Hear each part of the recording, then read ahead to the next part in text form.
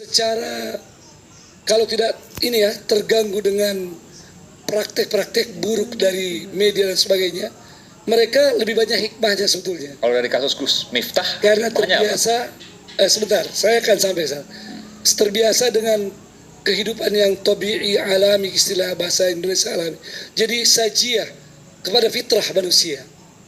Tapi dalam banyak level kita udah kehilangan hikmah itu.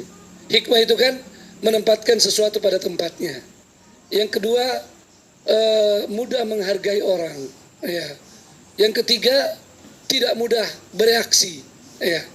Mau mendengar kalau ada yang berbeda sekalipun.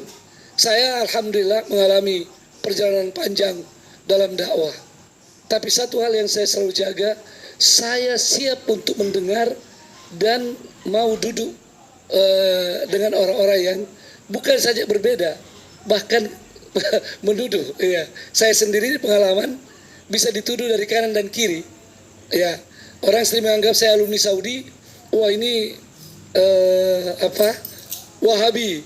Ini orang-orang yang alumni Saudi, Yaman, menuduh saya ini ahli bidah.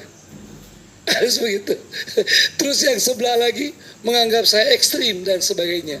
Tapi itu semua alhamdulillah saya jawab dengan senyuman. Dan saya sering sampaikan pada teman-teman di Wahda, kalau orang bersalah pada kita, jangan kita bersalah pada mereka.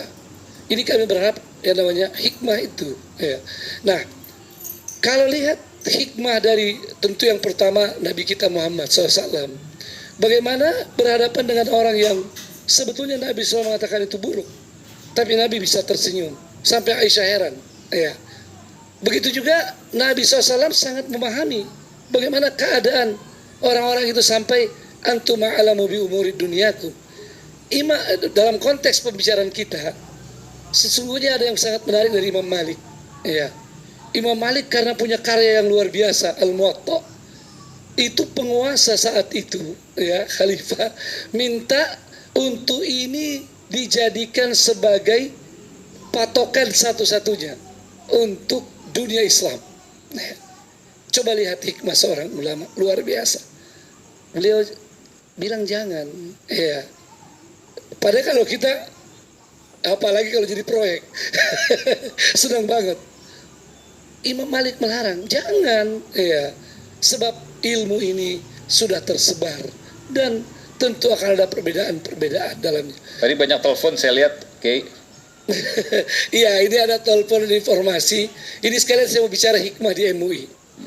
MUI terkadang kelihatan begitu kencang pada masalah tertentu dan terkadang seperti diam pada masalah lain. Ini semata-mata hikmah.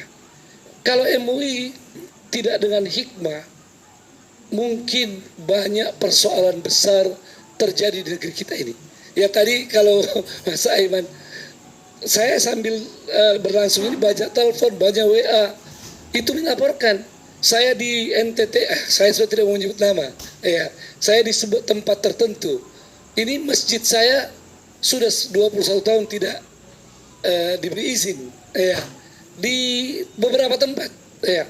Tapi MUI selalu mencoba menyelesaikan ini dengan penuh hikmah. Selalu tentu mengacu juga pada peraturan sambil melakukan pendekatan. Ini berapa yang MUI lakukan pendekatan.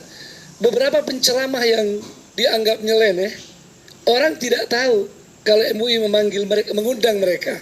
Ya, mengundang mereka, mengingatkan ya untuk mereka tidak boleh seperti itu. Nyeleneh seperti apa misalnya? Ya, saya kan kita nggak sebut nama. Saya menghindari untuk mengangkat. Nggak, misalnya apa? Di antara contohnya misalnya, ya ada, tapi ini akan ketahuan. Tidak usah saya contoh. Saya apa sih kita ciri apa misalnya apa? Begini, supaya ini jadi pelajaran di juga. Di antara hikmah yang saya ajarkan pada murid-murid, kita itu kadang-kadang tidak mau menggibah satu orang. Okay. Tapi sering mudah menggibah satu kampung, satu suku, satu negara, satu bangsa. Makanya hati-hati betul mengangkat contoh, karena bisa terarah ke. Jadi saya ingin seperti itu. Nah, ini persoalan hikmah yang sangat penting.